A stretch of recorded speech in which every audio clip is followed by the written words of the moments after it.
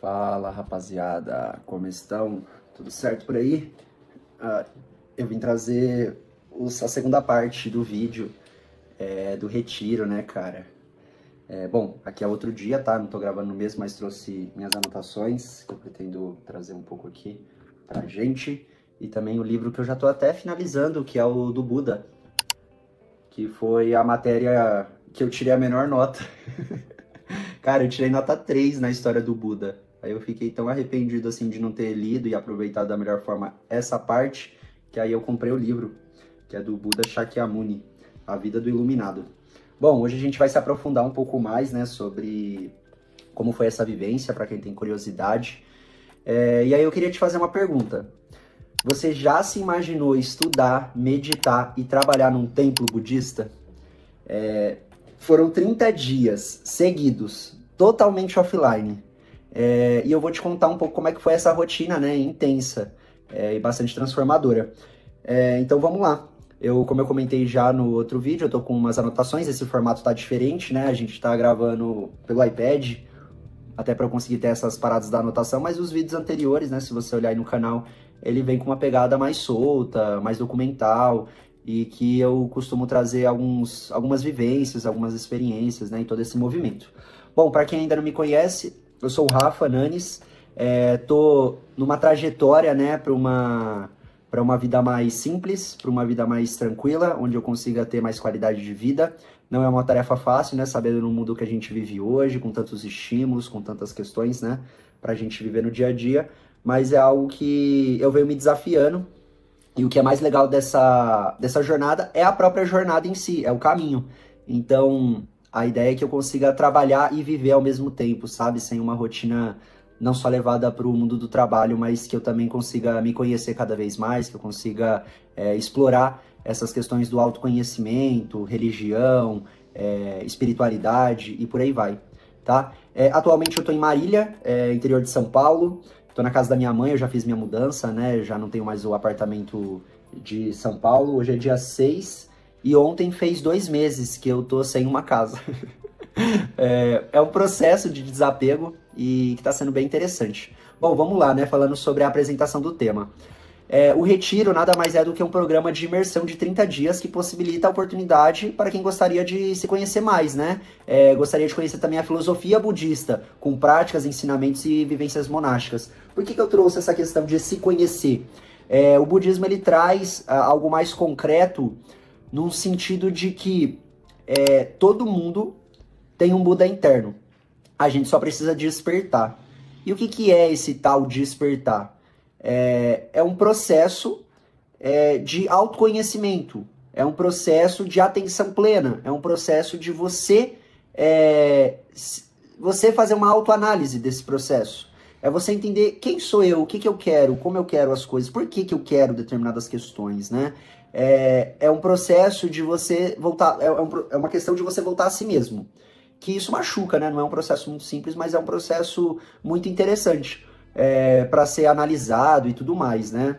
E quando a gente conhece a história de Buda, ele traz meio que um passo a passo, digamos assim. Eu acho que isso que é o mais interessante, né? Uma coisa um pouco mais didática, né? Ele ensina muito no seu dia a dia. Ele conseguiu ter 2 extremos na vida, uma como um príncipe e outra vivendo uma vida de um monge, só que de uma forma um pouco mais radical, digamos assim, e no meio desse caminho ele encontrou exatamente o caminho do meio, né, que é uma forma que não leva a nenhum extremo, e eu acho muito interessante essa questão, é algo que realmente me interessa sobre a busca desse equilíbrio.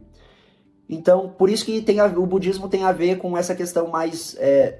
nossa, diferente de algumas outras religiões, né, eu conheço algumas outras, eu percebo que quando a gente volta, por exemplo, para a questão de Jesus Cristo e tudo mais, é uma coisa um pouco mais consagrada, é uma coisa um pouco mais difícil de se realizar, né? Algumas religiões tratam como uma coisa que a gente deve temer a Deus, né? E que é uma coisa muito mais sagrada e tudo mais, parece que existe uma certa hierarquia. Não que seja certo ou errado, eu acho que não existe esse certo ou errado, mas a gente precisa procurar aquilo que nos caiba. Então, o budismo hoje não é minha religião, como eu comentei nos outros vídeos, eu quero trazer um pouco mais, né, sobre a minha religião, sobre o que eu venho aprendendo no decorrer delas e quais outras eu já tive passagem, e o que eu aprendi com cada uma delas, mas a ideia é que a gente sintetizar as questões do conteúdo aqui sobre o budismo, né, sobre o que eu passei por lá. E é isso que eu pretendo trazer, né? Então a gente falou que é um pouco sobre filosofia, um pouco sobre prática, ensinamento e vivência monástica, e principalmente essa questão do autoconhecimento, da autorreflexão, autocura e tudo mais. Quando a gente fala dos estudos, o que eram esses estudos, né? Era alguma coisa mais voltada para doutrinas, sobre formas exatas ali que a gente deveria viver. É claro, nunca é ferro e fogo, né? Nunca é sobre o extremismo, mas a gente precisa ter o conhecimento e, consequentemente, saber utilizar isso de forma sábia, né? Que é a sabedoria. Porque não adianta, por exemplo, tu ter vários diplomas e hoje tu não tem um emprego, sabe? Tu não soube utilizar todo aquele conhecimento com sabedoria. Então, as doutrinas, ela leva um pouco mais nessa questão de disciplina, de reflexão sobre aquilo, como que a gente pratica e tudo mais. Tem também a história do Buda, né? Que foi onde eu tirei uma nota horrível, mas agora eu tô estudando. E tá sendo muito interessante, né? Poder trazer esse reforço para fora do templo. A gente também teve a leitura de sutras, e os sutras, eu posso estar errado, né? Eu não me aprofundei muito nessa questão dos sutras, mas assim, é o que o Buda disse. Na verdade também é o que ouviram falar sobre o Buda. Tem uns dharmas, né? Que de fato é o que o Buda disse, né? E eles trazem também a questão da joia tríplice, que é o Buda, a Sangha e o Dharma. O Dharma são as palavras de Buda, o Buda é o Buda, e a Sangha é a comunidade. E é isso nesse sentido ali sobre os estudos, né, que a gente vem se aprofundando, além de aula de teatro, aula de música, a gente aprendeu sobre os instrumentos, a gente teve diversas aulas lá que sempre nos voltou às questões budistas. Então, assim, é uma imersão total, e como o budismo, o humanismo, né, humanista, como eu comentei no último vídeo, ele tem uma identidade chinesa, a gente parecia que estava realmente ali vivendo aquela cultura, e tava, né? Principalmente com as mestras ali do nosso lado. Foi muito massa, né? Eu cheguei a comentar um pouquinho sobre as pessoas que a gente encontrou nessa experiência. E como é que era a carga horária? Se era difícil? Foi transformador? O que mudou? O que você aprendeu? Essas são perguntas que muitos me fizeram, né? Minha família, principalmente, alguns amigos, todo mundo achou que eu saí de lá como monge, mas não é bem assim. É um processo, cara, e essa é a graça, né? É a busca. Então, assim, a carga horária é realmente muito puxada, a gente acorda muito cedo, são 6 horas da manhã e vai dormir 9, se não me engano, 10 horas ali. A gente ficava cochichando, né, lá no quarto, mas não podia, né? A realidade é que você mantivesse o nobre silêncio durante todo o processo, mas não é algo tão simples. Eu, particularmente, né, como você já pode ver, eu falo bastante. Então, é claro que foi um processo de eu também me conhecer nesse sentido, mas não foi nada fácil. É difícil, mas também é transformador, e isso vale muito a pena, né? Cada um vai com um objetivo, então é importante você entender, caso você queira fazer, qual que é seu objetivo, o que você espera de lá, né? Tem muita gente que desiste, então é muito importante você saber o que você quer, tá? E falando sobre as atividades, né? O que a gente tem? A gente tem muita meditação. A meditação sentada, caminhando, num processo de limpeza, né? E a própria meditação limpando. E isso eu demorei muito pra sacar, cara. Tipo, na terceira semana que eu entendi que as atividades monásticas eram um processo de meditação, eu demorei pra sacar. Tem coisas que não são faladas, que você precisa perceber, sabe? E muitas vezes o processo de aprendizado, ele tá sobre a ação, não sobre a forma, né, de falar. Acho que um aprendizado legal, né, que eles trouxeram de outras formas, mas hoje eu já trouxe um outro significado, por exemplo, talhar uma roda. Eu não consigo falar pra você o tanto de força que você tem que usar, se é mais leve, se é mais forte. Você percebe que eu te falando isso, você não vai saber fazer exatamente da melhor forma? Então você vai aprender fazendo. E talhar essa roda tem suas individualidades. É uma questão de como você tá aqui agora, se você tá presente naquilo, se você tá prestando atenção. Então, a meditação é uma das principais atividades que a gente passa. A gente tem cânticos, tem as práticas diárias de atenção plena, tem a questão de se alimentar, tem a questão da postura. Aqui com você eu tô tentando manter essa postura, né? Mas não é nada fácil.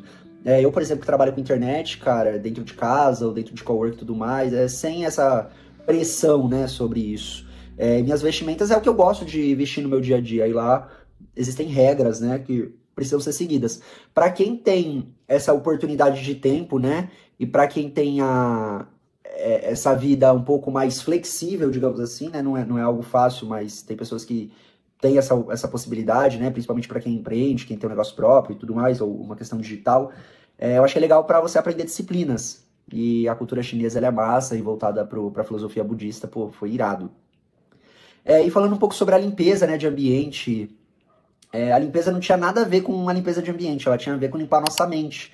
Então isso que é massa, né? Isso também tem a ver com a meditação.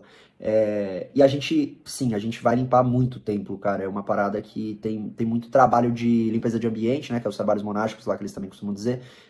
Mas é um processo não tão simples, digamos assim, sabe? Eu, particularmente, que não tenho tantas habilidades domésticas, eu sofri, cara. Mesmo morando sozinho e tendo aquele meus 39 metros quadrados de São Paulo naquela época, eu não conseguia fazer uma limpeza bem feita, sabe? Sendo muito sincero.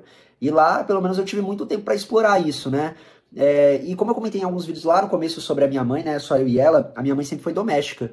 Ela sempre teve esses trabalhos, né? De governanta, de doméstica, de babá e por aí vai. Então, eu sempre lembrava dela quando eu tava fazendo esses tipos de trabalho. Isso foi muito legal, porque eu consegui trazer mais valor ainda pelo trabalho que ela faz. Não é um trabalho fácil e a nossa geração não tá acostumada com esse tipo de atividade, né? Então é algo complicado, assim, quando a gente entende, né, esse real valor. Complicado num sentido de trazer pra gente. Às vezes a gente quer terceirizar muita coisa. Bom, e falando sobre cerimônias, cara, são muitas cerimônias mesmo. Cerimônia da manhã, tem a tarde, a noite, a gente aprende a cantar, a fazer algum... é tipo umas paradas teatrais, sabe? Eu vou tentar colocar algum vídeo aqui de alguma cerimônia pra você dar uma olhada. Como eu comentei agora, eu tenho alguns materiais, então no que eu puder compartilhar eu vou estar trazendo aqui. E também tem o refúgio da joia tríplice, né? Que você pode ou não pode aceitar, fica com você. Eu aceitei mais por uma questão de respeito, né? Eu ainda não enxergo, pra mim, o budismo como uma religião, mas eu enxergo como um processo de estudo, de filosofia, e que, cara, eu me interesso bastante nessa fatia do meu tempo aqui agora. Eu tô estudando, aliás, mais a questão budista, filosófica, do que a minha própria religião, né? Como eu também saí de São Paulo, não tô mais frequentando, tá sendo esse processo. E falando sobre as aulas e provas, tem avaliações, né? Como eu comentei da história do Buda, artes budistas, caligrafia, música, apresentações, né, de teatros. Isso foi irado, velho, foi irado. Eu vou colocar um pedaço da apresentação que a gente fez, e a gente conseguiu fazer uma parada muito criativa, né? Porque você tem que fazer com o que você tem ali em mãos. Lembrando que a gente não tem acesso à internet, não tem acesso a nada de fora. Então a gente, cara, fez um teatro com fantoches usando meia, sabe? Até queria mandar um abraço aí pro William, pro Flávio, cara. A gente fez um trabalho muito brabo, foi muito brabo mesmo. Eu também vou pôr algumas fotos das artes budistas que a gente fez. E como eu comentei, né, no último vídeo, eu ia falar um pouco sobre os castigos, né? Eu, particularmente, tive 2 castigos lá. Um foi em grupo e o outro foi individual. Mas esses castigos não são castigos muito específicos. Na verdade, são muito específicos, mas não são coisas difíceis, assim, de lidar. O primeiro castigo que eu tive foi quando eu acordei atrasado. Segunda-feira é o dia do descanso. Só que eu era tipo um garçom, né? Eu servia o café da manhã, o almoço e a janta, que eram as 3 refeições que a gente tinha. E apenas, né? Tem um nome específico, eu não me lembro agora o nome desse trabalho que a gente tinha que fazer. Só que na segunda, como era folga, eu achei que eu não tinha que ir, mas eu tinha que ir. Então, meus amigos também eles me acordaram ali, né? Porque eu também não conseguia acordar com o toque da madeira, né? O toque do sino que eles faziam. Eu tenho um sono muito profundo. E eu achei que eu tinha que descansar e eu voltei a dormir. E nisso, o meu colega, né, o Vini, ele foi lá e me acordou, falou, velho, vamos, só que aí eles já foram. E aí eu fui depois, me troquei tudo rapidão, escovei os dentes. E aí quando eu cheguei lá, falei com a pessoa responsável pela gente, falei, pô, me desculpa, né, e tudo mais, eu acordei atrasado, aí ela tava um pouquinho brava ali, eu acho que também faz parte do papel deles, falou, pô, a gente conversa depois, cara, faz o que tem que ser feito. E aí eu, beleza, vamos lá. E aí quando acabou, né, voltou todo mundo, a gente já tinha feito tudo, eles me deram um castigo ali em público, falaram, pô, Rafa, fica aí. Aí me deram um castigo que era ficar 15 minutos de joelho na sala de meditação olhando pro Buda.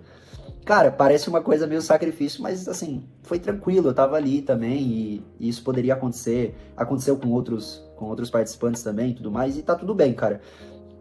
Me trouxe muita reflexão sobre os castigos que a gente tem na vida aqui fora, né? Quando a gente comete coisas erradas, são castigos muito piores, né? Que dependendo do que seja, pode levar até uma prisão.